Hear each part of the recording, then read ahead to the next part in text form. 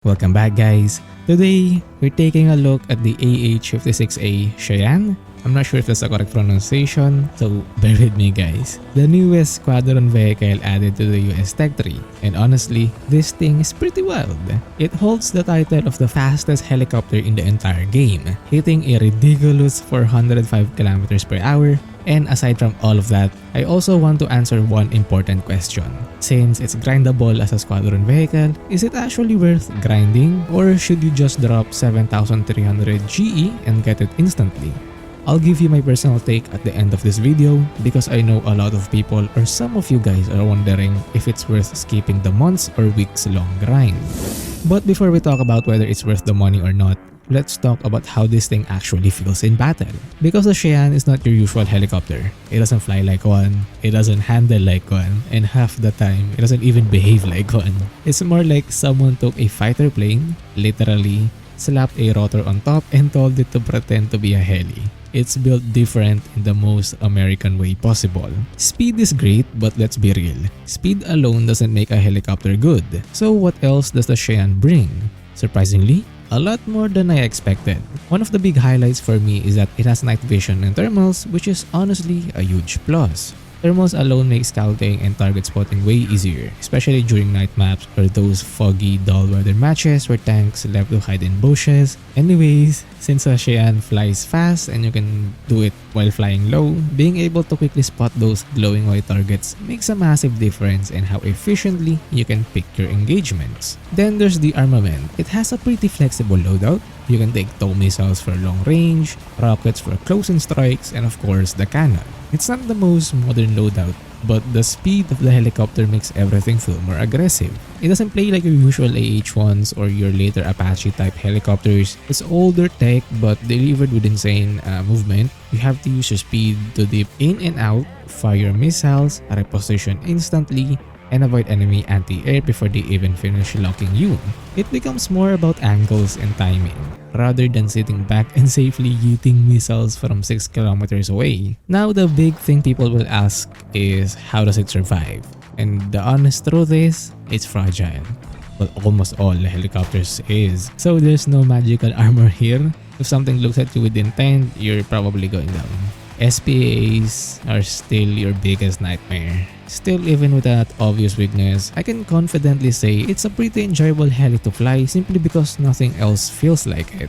If you like speed, high-risk approaches, and aggressive plays, you'll feel at home. But we should also talk about the whole squadron vehicle situation, because this is where the real discussion begins. The Cheyenne is grindable only through squadron points, and if you've even tried grinding a squadron vehicle before, you know exactly how long that takes. I'm talking weeks, months even.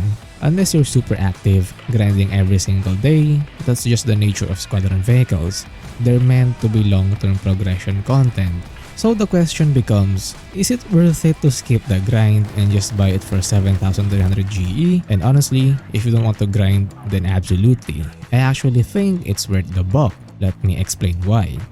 First, the Cheyenne isn't just another helicopter, it's the fastest helicopter in the game currently. It's unique and it doesn't overlap with anything else in the US Heli tree. There are faster jets, sure, but when it comes to helicopters, this thing stands alone. And uniqueness matters, guys. You're not paying for something you can replicate with 4 other vehicles, you're paying for a one-of-a-kind playstyle.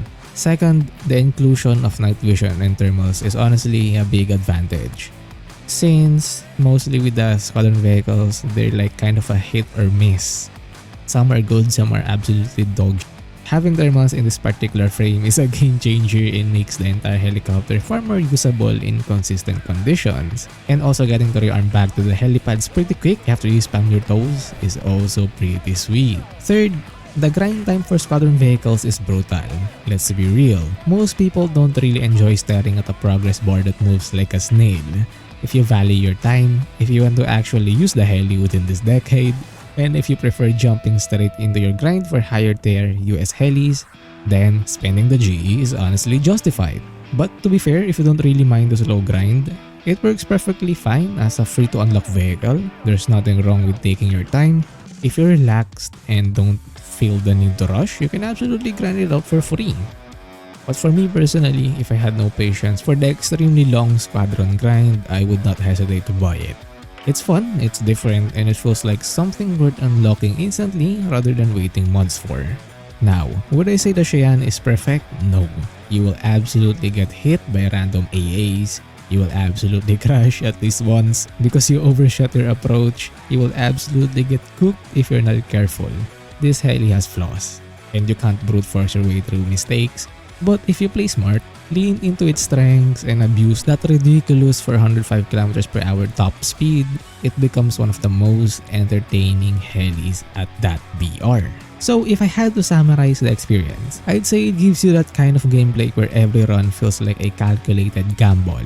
You either escape clean like a genius or explode in the dumbest way imaginable. And honestly, that's what makes it fun. It keeps you awake, it keeps you active, it keeps the game from feeling stale. So at the end of the day, here's my final take. If you're willing to grind through Squadron points, go for it. It's a strong and unique vehicle that's absolutely worth having in your lineup. But if you don't want to wait months and just want to jump straight into the action, if you value your time, then yes, 7300 GE is absolutely worth it. It gives you speed, thermals, unique gameplay, and a fun learning curve, and to me, that makes it worth the price. Thanks for watching, and as always, see you in the next one.